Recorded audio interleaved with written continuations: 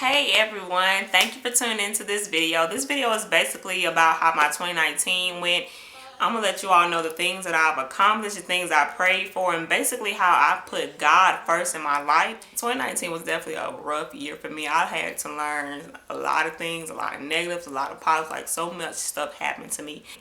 From losing my job, from understanding how I'm going to pay bills, to finding my dream job, to finding people who were basically people who I know who will be lifelong in my life. Like these people who would be in my life forever as long as God is willing to let them as long as possible. Like these are people who I found that I can trust. Like God has given me so much in 2019. Even from being homeless and living on the street downtown. Okay, I'm just playing, y'all. I was not homeless. Okay, I'm right. I was not homeless. I was never homeless. My folks made sure I was not homeless. Like I had somewhere to stay. Yeah, I'm just playing. I was not homeless. Okay, I was never homeless. No, I promise I was never homeless. But for real though, 2019 was definitely a year for me. It was a lot of challenges. It was just so much.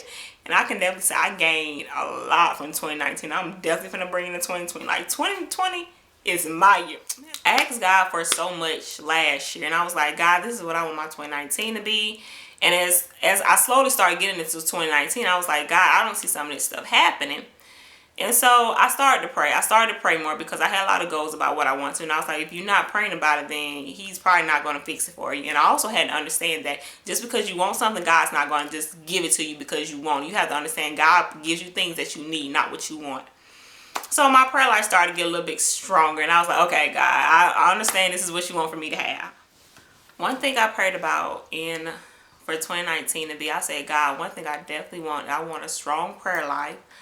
I want to find a church that is really good for me. Like I want to find a church where the pastor or the bishop knows my name.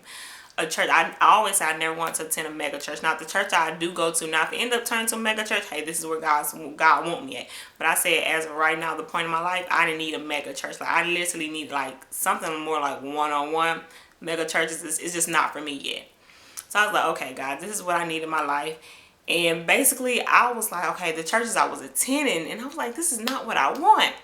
So April 24th, I was already working at the YMCA and stuff. I was working at the Y, and I was just going through a lot. And I was like, God, I don't know what you want to happen for me, but I said, God, I need your help. I said, I'm going through a lot. I need somebody to talk to. And for some reason, Deborah Foster popped in my head, and I was like, okay, God.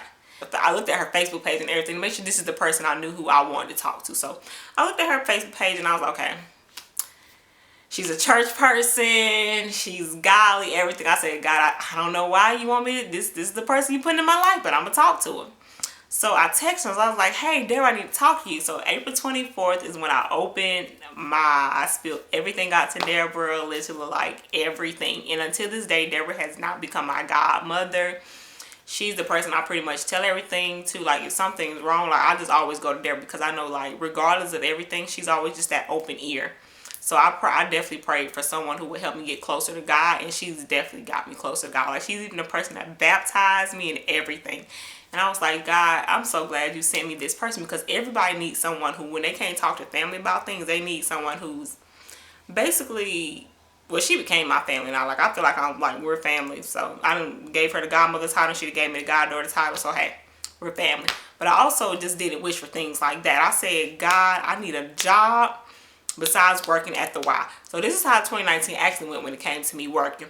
So I was in December of 2018. I was just working for a temp job. That job ended. And I said, God, I don't know what you want me to do, but I need a job. Like one thing I did not give up is I had a college degree. I have a college degree. I was not giving up on that. I have one. I said, God, I want to put my degree to use.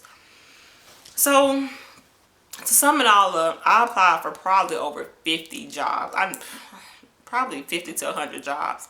And I went to interviews and everything. People was like, hey, we like you and stuff, but there's someone else better for the job. So I was like, okay, cool. I just kept praying and praying and praying. I was out of work for 2 months trying to find a job. Like my parents was helping me with my bills and stuff. And it got to a point where like they could not help me for so long. So that's when I ended up going to the YMCA. They offered me a job. And right at the YMCA, I also applied for a job at Portrait Innovations. I applied for that job. And I was working there. So I was working there on the weekends. I was working a while throughout the weekdays. So listen, I was working nonstop. I knew this is not where I wanted to be. This is not what I wanted to do, because I wanted to do something that I went to school for. I was like, okay, God, this is in your plan. I'm going to keep working here. One thing I can definitely say is I loved working at the YMCA. I loved that job. Like, I really didn't like working at Portrait Innovation, even though I do like doing photography sometimes. I was like, this is not for me, because I want my own company. I didn't want to work under someone else. I was like, okay, let's just, basically I quit Portrait Innovations, and I worked at the Y every single day, like Sunday through Saturday. Like, I was working nonstop at the Y. Don't get me wrong, I love the Y, but it's not what I went to school for. So I kept applying and applying. And so one day I was just like, why am I at the YMCA? Like, I love this job a lot. I really do.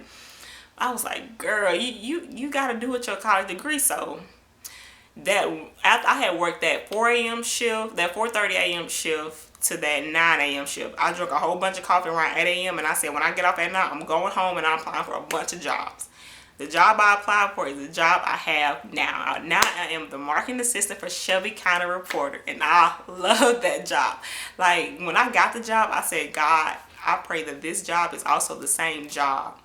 Like, I pray that it's the same people, the same atmosphere. Like, I want the same atmosphere that I had when I was working at the YMCA. Like, I love that atmosphere. I love the people. I love the environment. I said, God, I hope that this job is the same atmosphere. And I was working there for about 2 months, and I was like, okay, the atmosphere is fine. But I wasn't talking in the back. I was like, okay, it's a little quiet in here. So, because I you don't want to just start off saying, hey, I'm Nene and stuff. Like, you wanted to keep it professional.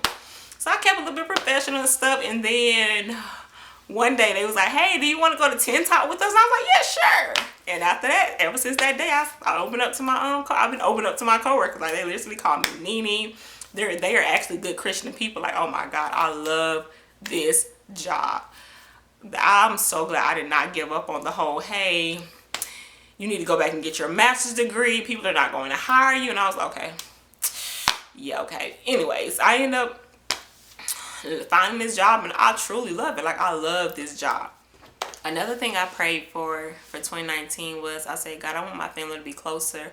I said, I really do just want you to bring me closer with my loved ones. And I didn't know that this is the way he was going to bring me closer. Of course, I wanted the family that I grew up with for him to bring me closer with. Like, because we just always grew up together. We love each other. We're like a really close family. But I said, God, I want you to also bring me closer to my dad's side of the family. Like, I knew my sisters, but I didn't like know my sisters. Like, I didn't know too much about my sisters. I just knew we were sisters.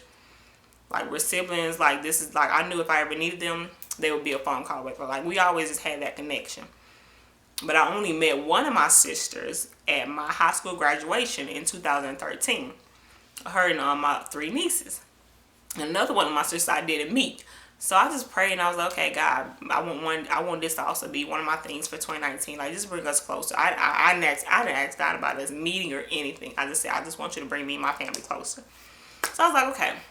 So my sister texted me one day, and she messaged me on Facebook, like, hey, sis, are you want to come to my wedding? You're invited to my wedding. She told me the date. I was like, I couldn't get out of work because I had just started this job. And I didn't know, like, South Carolina was only 4 hours away. I thought it was like 10, 15. I just knew my family was like, girl, you're not going that far. And I thought, asked my grandmother, and I seen how far it was. She's like, okay, yeah, you can take that drive to get some new tires. I got some new tires and stuff. And she was like, yeah, okay, you got the tires, get an oil changer, you'll be good to go. Just save up so you can do your hotel and stuff.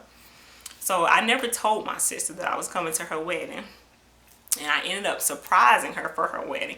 And she cried, we cried. I also met one of my sisters for the first time. I met their mom and everything. Like, they are really good people. Like, I was able to see my nieces. They did not remember me, but I had to understand, hey, it's been 6 years. They was young when they first met me, so of course they wouldn't remember me. So that's another thing. I was like, okay, God, you brought me and my siblings together, and I thank you for that. Now, we also have another brother, which I kind of also want us to meet him as well.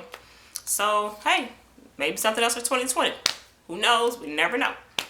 My 2019 was definitely challenging, but I can definitely say I had some good, I had some bad times. I had to learn, hey girl, you gotta let some people go so that new people can come in your life. And that's definitely something I did learn for 2020. Like, this is definitely something I'm taking into 2020 with me. I've gained people who are now part of my family, people who are not just my family, but they're like actually people who I feel like I can call on sometimes, and they'll be there. So I prayed for a lot of things, and I was like, God, this is the things I want for 2019, and please give it to me.